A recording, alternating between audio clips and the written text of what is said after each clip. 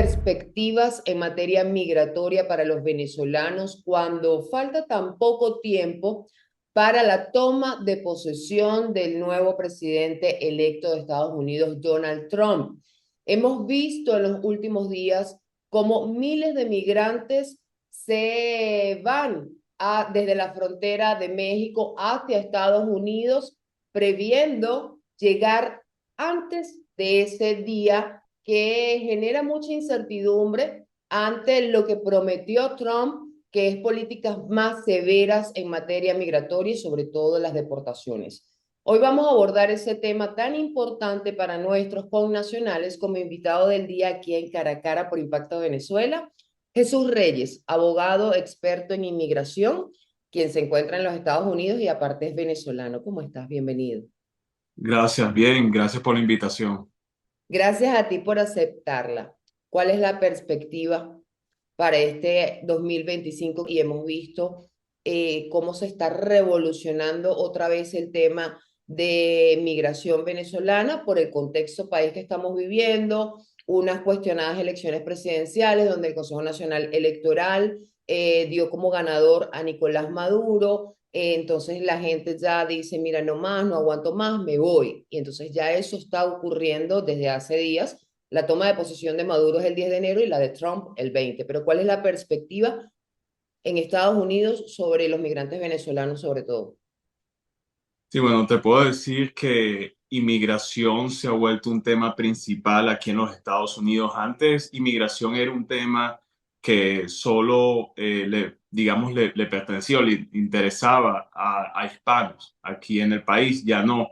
De hecho, justamente después que del primer mandato del entonces presidente Trump y ahora presidente electo, ya es un tema principal y de hecho lo ha usado para su campaña y desafortunadamente no ha sido de la forma, digamos, más positiva hacia los inmigrantes. Y tenemos que estar de acuerdo con algo. Sí han habido muchos percances, hay personas de bien que han entrado y que han podido salir adelante, pero desafortunadamente también han habido personas que han cometido crímenes, personas que han abusado del sistema. Y te puedo decir que la perspectiva no es positiva en lo absoluto en cuanto a inmigración. De hecho, esto es algo, una de las herramientas claves que usó el ahora presidente electo Trump para poder ganar y prácticamente arrasar con las elecciones. Actualmente tiene el poder no solo como presidente, pero también en el Congreso, en la Corte Suprema, porque varios de los jueces que han sido escogidos, justamente él fue que los asignó allí o los nominó. Y también sabemos que, bueno, tiene control de prácticamente todas las ramas del gobierno. Entonces, esto es algo preocupante para aquellas personas de bien, para aquellos inmigrantes de bien que lo que vienen es a salir adelante, a buscar un mejor futuro. Esas son las personas que tengo la dicha de poder ayudar, pero hay una realidad y esto es algo que muchas personas, de hecho, dentro de la misma comunidad hispana, tienden a silenciar un poco y es algo que no se puede hacer, que es el hecho de que han habido personas que han abusado del sistema, han habido personas que desafortunadamente se han aprovechado de políticas débiles de la actual administración del presidente Biden para permitir un desorden que ha causado mucho sufrimiento en este país, tanto para inmigrantes como ciudadanos americanos. Entonces yo pienso que, y no solo yo, pero la perspectiva nacional, que debe de haber un tipo de reorganización en cuanto a materia migratoria para que entonces después ya pueda haber algún tipo de amparos y más flexibilidad en ese sentido, pero por ahora es reorganización y mantener el orden y que haya un enforzamiento, digamos, más severo de las leyes migratorias.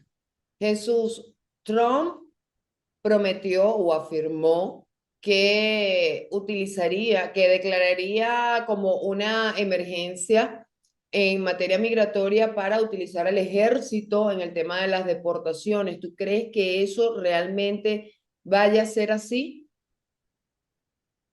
Tuviéramos que definir exactamente a lo que se refiere con el ejército. Esto es algo que eh, es importante definir porque en sí la Constitución no permite que todas las ramas del ejército de los Estados Unidos sean usados dentro del país.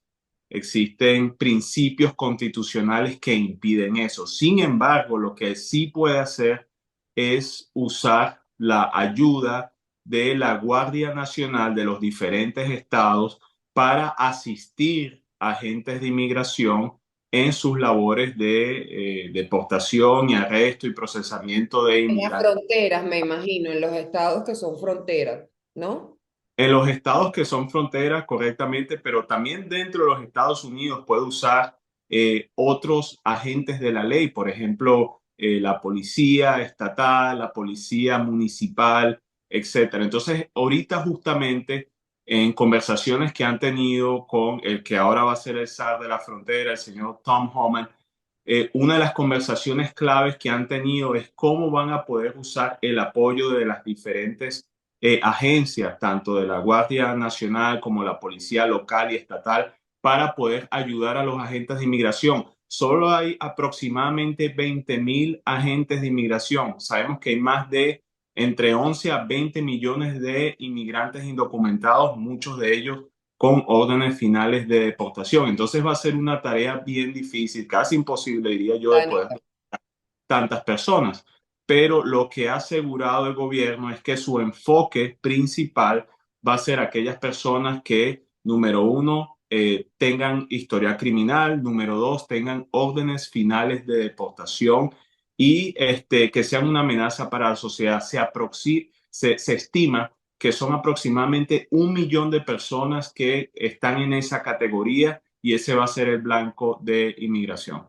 Como el denominado Tren de Aragua, y también esos casos aislados como el venezolano que acaban de condenar por asesinato en los Estados Unidos. O sea, todo eso también tiene cierta incidencia, pero la mayoría de los venezolanos somos personas honestas y de bien, y eso lo sabes perfectamente. Lo que pasa es que evidentemente en el contexto que estamos viviendo, pues se ha querido decir que todos somos o que todos estamos metidos en el mismo saco, y esa no es la realidad.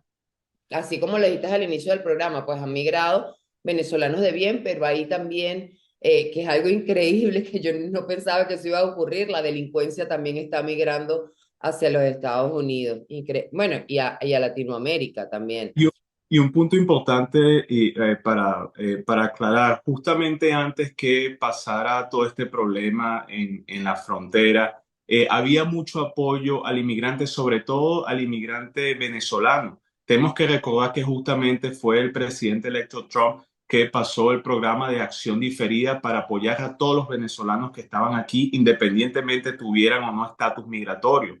De hecho, yo personalmente fui a uno de sus meetings donde habló sobre la importancia del apoyo para Venezuela y de nuestros connacionales aquí. Se pasó el programa de TPS, fue aprobado el programa de parol, o sea que el pueblo americano en general tiene la disposición de ayudar y está consciente de que nuestra gente en la gran mayoría son personas de bien.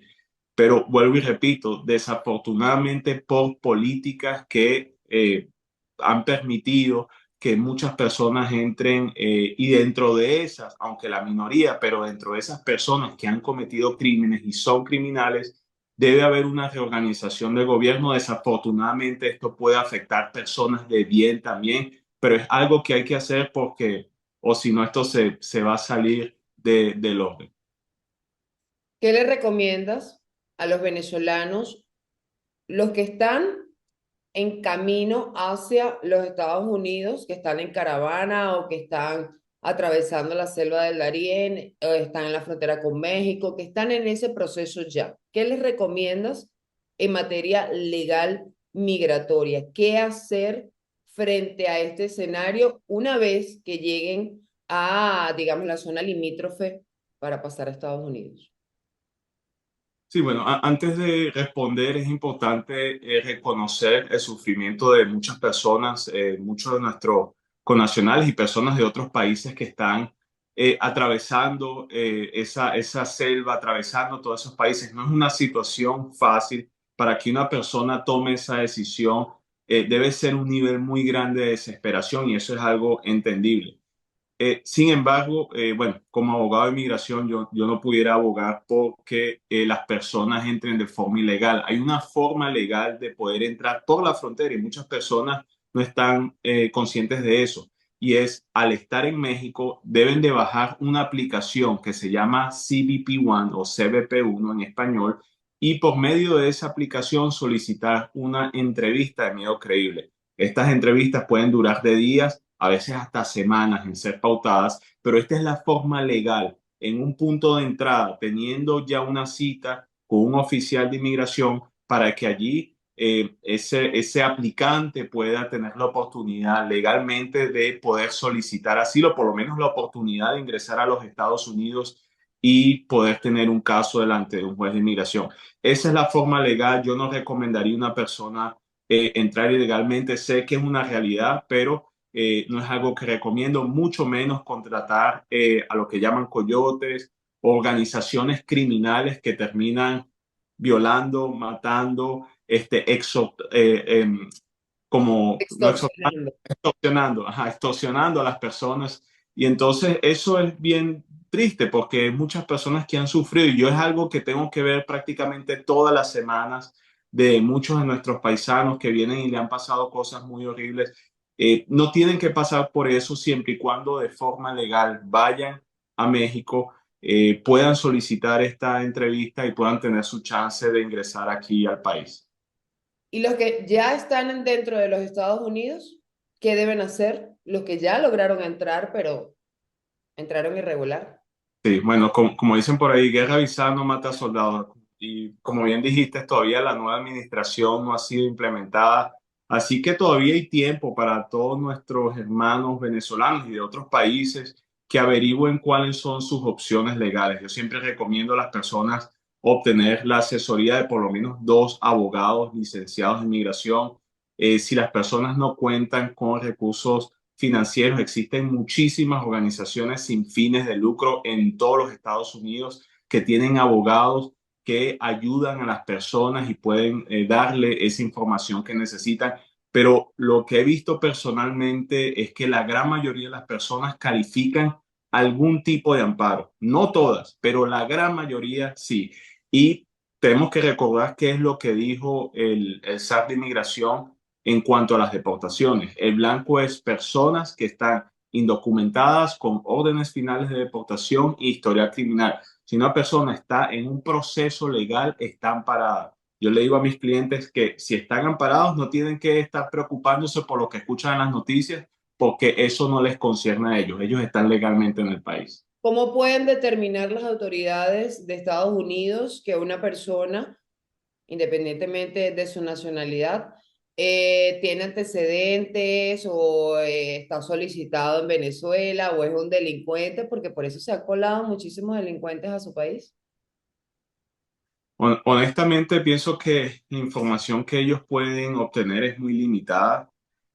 Claro, si una persona tiene historial criminal acá, es muy fácil poder obtener esa información, pero ¿cómo obtener esa información de delitos que se han ocurrido en otros países, sobre todo países que no son muy amigables con el gobierno de aquí en los Estados Unidos? ¿Cómo ellos van a compartir o obtener esa información? Honestamente, dudo que lo tengan y yo pienso que es justamente por eso que se han, como dices, coleado tantas personas que no deberían de estar en ningún país, ni siquiera ni en Venezuela ni en Estados Unidos. Todos estamos de acuerdo que, de hecho, muchas de estas personas que están entrando, que han causado sufrimiento acá, también han causado sufrimiento en nuestro país, en Venezuela.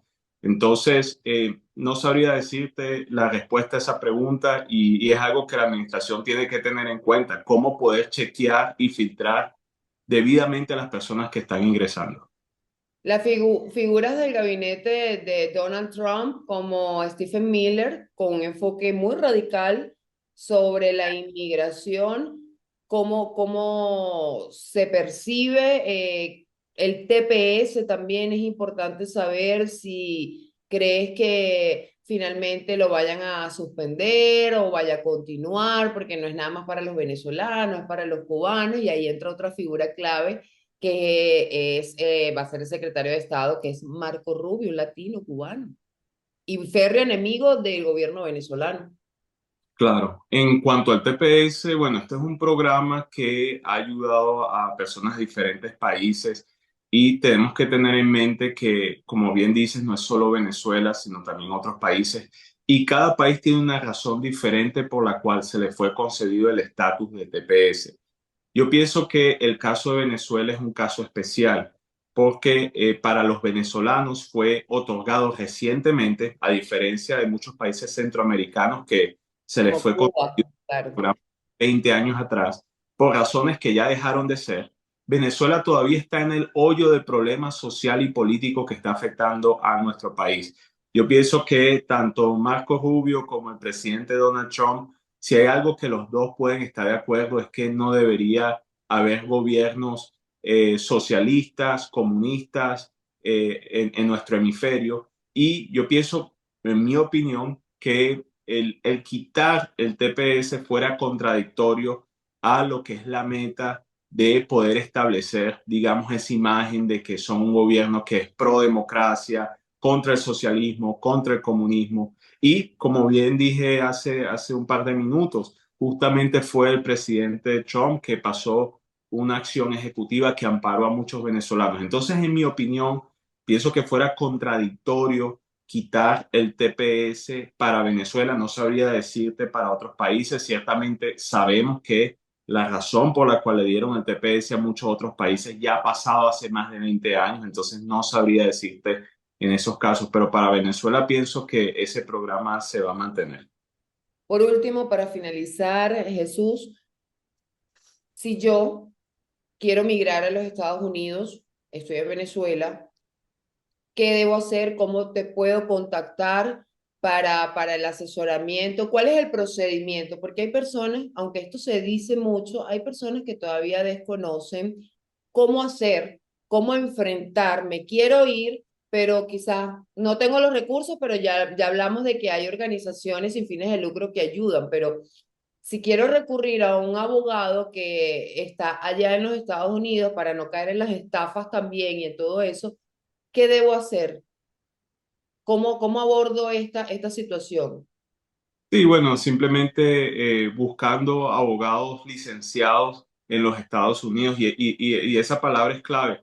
Hay mucho fraude migratorio, desafortunadamente, personas que no son abogados, que se hacen pasar por abogados y están dando malos consejos legales, están robándole el dinero a la gente dentro de la misma población hispana, latina, y es bien desafortunado. Mi recomendación que cuando las personas busquen por abogados de inmigración puedan chequear que están licenciados. Todo abogado tiene un número de licencia, todo abogado está registrado en la barra del estado donde ejerce su profesión. Pero bueno, toda esa información está disponible en el Internet, es información pública. También están organizaciones sin fines de lucro, pero tocas un buen punto, que es que se trata de contactar a profesionales. No estoy hablando, bueno, que las personas tengan que contactar solo una persona, pueden buscar varias opiniones. Sugiero que busquen varias opiniones, pero que así tengan una forma de ver cuáles son los pros y los contras de venir, cuáles son las opciones legales y ahí tomar la mejor decisión. Pero créeme que existen muchas opciones que a veces las personas ni siquiera saben que existen. Muchas veces las personas piensan, bueno, es solo asilo o casándome. Existen muchísimas opciones migratorias y si puedo sugerir algo, la mejor forma de venir es la forma legal. Créame porque he visto el sufrimiento de muchas personas viniendo de forma irregular. Gracias a Dios muchos han podido salir adelante, pero sin embargo a veces se hace una situación muy difícil y a veces hasta peligrosa. ¿Cuál es el mejor mecanismo que recomiendas? Uno, ¿Mecanismo para qué, perdón? para irse legalmente. O sea, ¿cuál es el trámite que puede ser más accesible, digamos?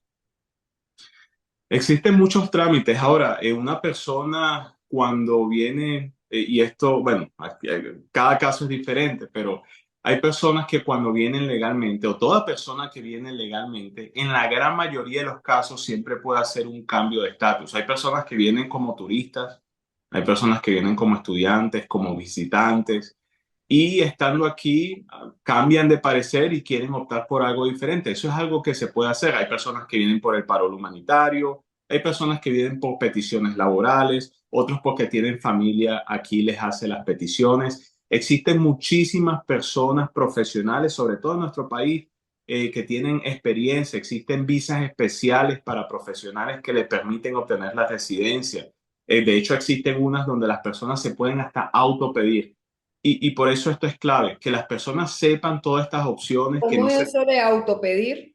Eso es interesante. Eso no lo Sí, había escuchado. que no se necesita un patrocinador. Normalmente para una petición laboral debe existir una compañía, una empresa que haga la petición, pero existe una visa, que es la visa de interés nacional, que permite a las personas que se puedan autopedir siempre y cuando cumplan con ciertos requisitos. O sea, está lo que es la subcategoría de habilidades extraordinarias y hay otra subcategoría para aquellas personas que tienen títulos avanzados. Si una persona tiene un título avanzado, tiene ciertos años de experiencia laboral y tiene una propuesta en su campo de educación que pueda ser de beneficio para los Estados Unidos, esa persona le pueden dar la residencia. Recientemente tuvimos una dama, es justamente de Venezuela, ingeniera petroquímica.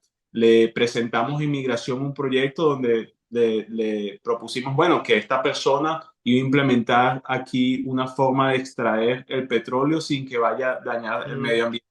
Ya es residente legal. Entonces, en Venezuela hay muchas Somos personas. unos cracks, Sí, definitivamente. Lástima que todo nuestro talento venezolano esté migrando, pero imagínate tú. Tenemos hasta en la NASA una mujer venezolana. sí. Y hay muchísima gente con mucho potencial y Estados Unidos quiere aprovechar eso. Entonces, y eso también fuera un beneficio para la persona que quiera venir. Así que mi recomendación que las personas averigüen, vean opciones y de esa forma puedan tomar la mejor decisión. De todas maneras, igual aquí le vamos a dejar en nuestro canal de YouTube todos los datos de tu bufete para que cualquier cosa puedan contactar y nada mejor que recomendar a personas que están ya dentro de todo lo que tiene que ver el sistema migratorio para que puedan orientarse mejor en cuanto a este tipo de procedimiento y más cuando la ola migratoria está en curso. Jesús Reyes, muchísimas gracias por acompañarme en mi programa Cara a Cara por Impacto Venezuela. Muchas gracias por la invitación. A toda mi audiencia también, muchísimas gracias por acompañarme cada día en este espacio sin censura cara a cara. Para más visiten www.impactovenezuela.com y nuestras redes sociales @impactove. Soy Mildred Manrique, nos vemos el próximo domingo.